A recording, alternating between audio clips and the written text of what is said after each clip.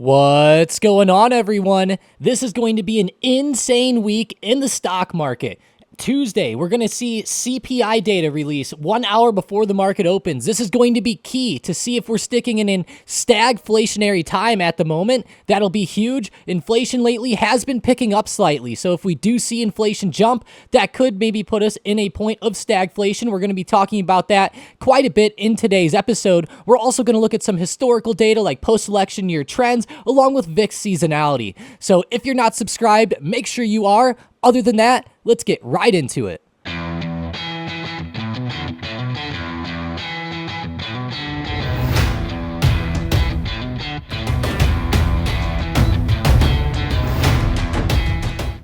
Firstly, we have to talk about Tuesday. 1 hour before open, CPI data is releasing. This is going to be hands down the biggest day of the week. Traders have been extremely worried about the overall economy lately, and if we do see a jump out of inflation, this could spark a potential sell-off in the stock market. The market was actually recovering up last week. Granted, it did start to pull back, but on Tuesday, we could see a major shift in the market here. Now, if we go and we actually look at a true chart of inflation has been on the rise. It kind of bottomed out in April at 2.3%, and as of late, on the last June reading, it came in at 2.7%. Whenever we do get the inflation rate coming out here on Tuesday, of course, it's going to be huge if it does rise. We can see that the core inflation rate year over year is actually set to jump to 3% instead of 2.9%. Core inflation actually excludes food and energy.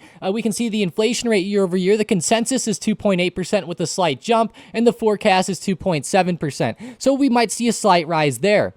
And I don't think that that's going to be necessarily the groundbreaker, but the big deal is that the overall economy has been rough lately. There's been a couple things going on that might be pointing to stagflation possibly coming into play. Bank of America actually sees stagflation instead of a recession this year, and they also don't see any rate cuts. And the prospect of no rate cuts is pretty crazy because the market's actually pricing in 2 more rate cuts this year. So, the market obviously wants to see 2 more cuts, one at this next September meeting, and then the next one at the October 29th meeting as well. Now, these percentages are subject to change, and they will probably shift a lot this week whenever we do get the inflation reading come out. But if we do see inflation continue to show that it's upticking, and we're also seeing bad jobs data at the same time, I mean, that's exactly what stagflation is. I'm sure a lot of investors don't even know what stagflation truly is, but it's an economic condition where high inflation occurs simultaneously with stagnant economic growth and high unemployment. Hence the word stagnant, right? Stagflation. It's almost like we're just kind of stuck. We're stagnant. The economy's not doing anything. And this really ties Jerome Powell's hands. I actually cannot wait for the next September meeting. That is going to be an awesome one. I can't wait to see what Powell says, because essentially, whenever you try to use typical policies to reduce inflation, it might end up worsening unemployment. And if you do something to try and, let's say, lighten unemployment or make unemployment better, then that could end up hurting and making inflation go higher. So it's weird, Jerome Powell kind of has a double-edged sword, and it's going to be an interesting next couple of months. That is for sure. But we could be seeing stagflation come into play. Bank of America sees it right now. And, I decided to go back in history and look, okay, how did the market do during past times of stagflation? It actually was pretty rough. So here's the S&P 500 during the 1970s. We can see that there was pretty much a 10-year period of nothingness, right? Look at this. The overall market for 10 straight years just chopped around in the middle of a zone. Now, there was opportunity within that zone, of course, playing it, but I figured I'd show this, and I also want to show the Dow, too, just so you guys don't, you can't nitpick and say, well, Tom, maybe the Dow was more popular or something like that, right? Even the Dow had like a 10-year stretch of just stagnation where it just chopped back and forth. Now, there was an oil crisis during the 1970s, and who knows what they're going to call this stagflation crisis if it ends up materializing into one. But nonetheless, I figured I'd go back and show you guys what the market did, because it did have some pretty bad moves during that stagflationary time. Now, whenever I'm talking about stagflation and, just the overall risks for the economy. Like I said, it's tough because Powell kind of has to try to implement policies to help, let's say, make inflation better. And this is where he might just pause for longer. And that's where like the market's pricing in 2 more rate cuts, but Bank of America is talking about no more rate cuts, and it kind of gets you scratching your head. So let me know in the comments what you think. Which side are you on of this? Do you think that Powell doing no rate cuts would be better, or do you think it would be better to have rate cuts? Let me know in the comments down below, seriously, and don't hold anything back. We want some good debates down there. So let's see how things are going. But, looking at the overall market right now, too, post-election years actually tend to peak out around this time. So it would be interesting, right, if we start to see some bad inflation data come out, and then we start to see the market kind of follow the trend for post-election years from 1950 to now. That is a long time, going back to 1950. I know a lot of data goes back that far, but nonetheless, it's pretty crucial to see how the market performs during this time of the year, and historically in post-election years, it is pretty red right now. Now, things do pick up by the end of the year, and things generally end up okay, but it's just, I think, very important to look at, especially considering all of the big economic risks and factors right now. But I know that we look at seasonality a lot, and lately we've been following the VIX seasonality. VIX has actually been kind of beating the historical trends lately, or technically not beating it, worsening against the historical trends. But nonetheless, VIX is kind of lower right now than it usually is. We can see in August and September, we generally start to see the VIX pick up a lot. That has not really been happening so far this year. Of course, looking at historical data does not mean that future data or the future numbers have to go that way. So take it with a grain of salt, but I figured I'd show it because it goes really well with the post-election year trends in kind of showing that this is a rough time of the year. Switching over to the actual S&P 500 itself, we can see that on Friday it actually posted another good green day, up 0.78%, which is pretty awesome. It actually beats the average over the past year, which is 0.65%. But nonetheless, the SPY did have a great move on Friday. Now, over the past 6 days, the SPY has actually been alternating between green, red, and so on. We can see right here, if we go to the daily, we take off all of our drawings, the past 6 trading days have went red, green, red, green, red, green. Now, the market has been uptrending, so it's not like the market's flat. It's not like it's just sitting still, right? But I did think that that was pretty significant. If we do continue with this trend, you would think that maybe there could be a red day on Monday, and I would think that that's a pretty good possibility, especially given that SPY is number 1, right at resistance, and number 2, that there's been a lot of talk about the CPI data coming up and stagflation over the weekend, so I think traders could get a little bit scared in the ultra short term.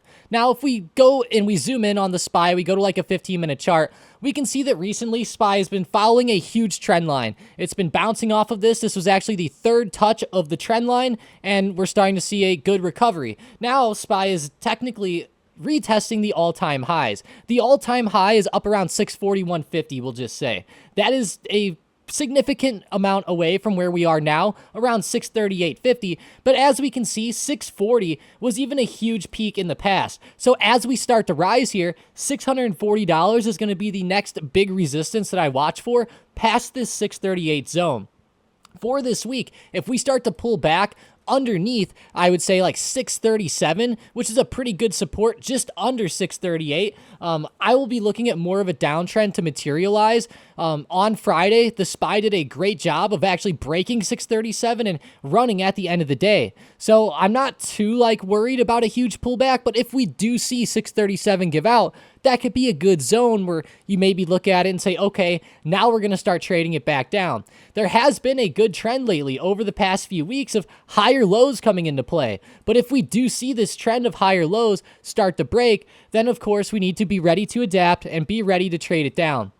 Of course, best case scenario, we really just rip up towards the all-time highs and go on a massive run, and I would not be surprised because that's pretty much what the SPY has done is this entire recovery up from the April lows. I do think that traders are going to be worried that there could be an exhaustion or a time of slowdown or consolidation. Of course, we've been looking at a massive rally out of the S&P. So, if that does slow down, then I think that that would be something to look at. And of course, the inflation data this week can really shift the market. I would say by the inflation data, if we start to see SPY get back underneath 630, that would be pretty concerning in my eyes. But then again, that's pretty far away. It was like the low from Thursday, so we'd have to see a pretty significant drop from that, at least on Monday.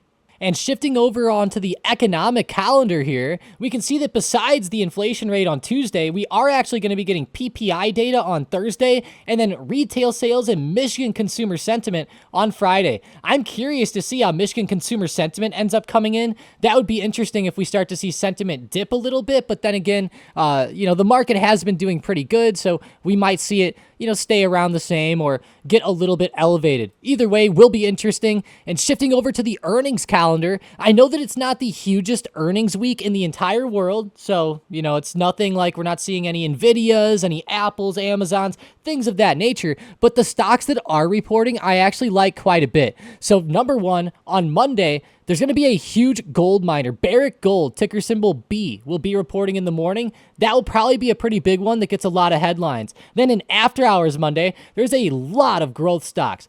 ACHR, ASTS, Oklo, Big Bear, all reporting Monday in after hours. That's going to be a very big day for the growth stocks. Even Plug Power and GoPro down there. So overall, pretty big day. And as the week goes on, there's just more and more growth stocks, essentially. Tuesday, we have CoreWeave, Rigetti, Kava. Wednesday, Cisco. Thursday, JD, Applied Materials, The Metals Company, KULR, and more. So if you're interested, screenshot this. I know that the earnings can be fun to play, but of course, take some caution there. There can be some... you can get burned on options if you're trading them on earnings pretty bad. Of course, market makers, they understand that there's going to be big moves, and they price options in a pretty crazy way with that. But now it is actually time to look at some plays and setups for tomorrow. And with my first one, I'm looking at ticker symbol BMNR. BMNR has been on a massive recovery. We can see that it's been moving up over the past few trading days. But if we go to a daily chart, it had actually been dying off recently too. So BMNR, actually Tom Lee, the guy with Fundstrat, ended up becoming the chairman of the board of this company, which was hilarious. And it ended up making the company explode. And now lately, it has been kind of consolidating or falling off, we'll say. It almost looked like a pump and dump, except for the fact that, it did actually consolidate and go quite flat here. Now, in the ultra short term, we are starting to see a recovery come in, and we can see that on Friday, it peaked out right around $55. Now, I noticed on Bookmap, there is a lot of sellers stacked up around this $55 to $56 zone. There was 41,000 shares at like 54, 33,000 at 55, and 29,000 at 56. And there wasn't really anything overhead until we got to $65, which was kind of strange. We can see that huge sell wall stack up there with 30,000 shares.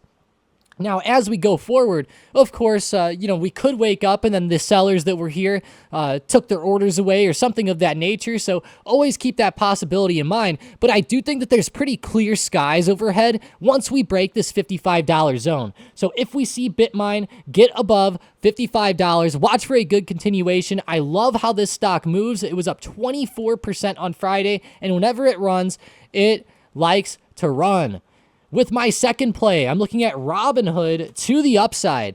Robinhood has been exceptionally bullish over the past few weeks. We can see it has been consolidating a little bit here, but on Friday, we actually broke that recent peak and made a brand new all-time high. So if we can get a good continuation above the high of day Friday, close to 117, watch for a $120 push and onwards. With it finally breaking out on Friday and making a new high, I would think that there could be a couple more days that it can run. Of course, Robinhood, if we go to the daily chart and we look at a lot of these times recently where it did end up breaking these highs, it did have good multi-day continuations for a few days there. So that's what I'm really watching for with Robinhood, some good short-term action at these new highs. And I know a lot of people are probably going to say, Tom, isn't that too overextended? It honestly is, but if you're day trading, it doesn't really matter, right? We just need one more green day. And now, how could we move forward without looking at the momentum plays? And with the first one for tomorrow, we're looking at MU to the upside. MU had a great day Friday. If it can break above $120, then watch for a good continuation out of MU. With the next one, we're looking at ACB, Aora Cannabis, also to the upside. If they can break out above $4.57, then watch ACB up as well. And with the third and final setup, I'm watching DraftKings to the downside. Yeah, pretty bad move last week off of earnings, down 5% Friday. If they end up breaking under 42.80, just under that low of day, then watch for a good downside continuation. Remember, you do not have to play these if they do not break the levels listed. I wouldn't play them if it doesn't. And also, remember to always have stop losses and make smart trading decisions. Like one play should never blow up your account, so keep that in mind. And as we go forward, there's going to be a lot of craziness over the next few trading days as well. So keep that in mind too. If we wake up tomorrow and every stock in the market's down and MU's falling, of course, don't try to play it up, right? But now it is time for today's $1.2 million big money trade. And we're looking at ticker symbol ALK, Alaska Airlines. The big money trader here put $1.2 million into the 57.5 strike calls expiring September 19th of 2025. So they're looking for a pretty quick move here. Whenever I'm looking at Alaska Airlines and we go back to the daily chart and we zoom out a little bit, it has actually been consolidating pretty hard. Now, 57.50 isn't that far out of the money. The blue line right now is sitting on 57.50. We're at 52.28. This could be a cover call. That is the one big worry about this big money trade, is that it's slightly out of the money. So it would make sense that it could be a possible cover call. But if the big money here is looking for a good breakout of this next resistance at $55, then we could see a good move. And obviously these calls would do very well as we get that $55 breakout. And then the 57.5 calls ultimately go in the money as ALK starts to run. I feel like ALK has been consolidating here for a while, and we could maybe start to see a breakout start to materialize. I would probably rate the setup a 5 out of 10 if I was being honest, because of the risk of, number one, the big money could be shorting it, and then number two, it is at resistance. Nonetheless, though, I do think it's an interesting play, and if you're an airlines player out there, this big money trade might interest you if you're looking for a good breakout here. It has been stuck in the zone, and if it does break, there could probably be some crazy and amazing price action coming in over the next couple weeks and couple months. But how could we move forward without looking at today's member of the day, which is Dom WTTT. Yes, Dom, thanks for the nice screenshots in the Discord last week. I love to see gains like this. You had some WBD puts up around $365 there, and then you also had some SPY calls up around $610. So let's go.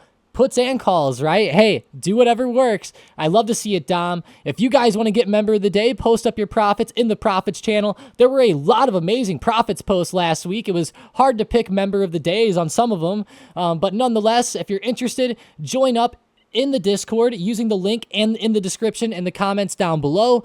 We have the Surge bot along with many other huge tools here that options day traders and just options traders in general love to use. Whether it's the high risk breakouts and the scalp plays called out by Surge, the pullbacks called out by the hybrid bot, or even the pulse tracker, or even some of the cool commands to see options flow and options data. If you go to the SM chat within the Discord, you can just type /flow, and you can pretty much look at like any stock that you want. You can look at AMD.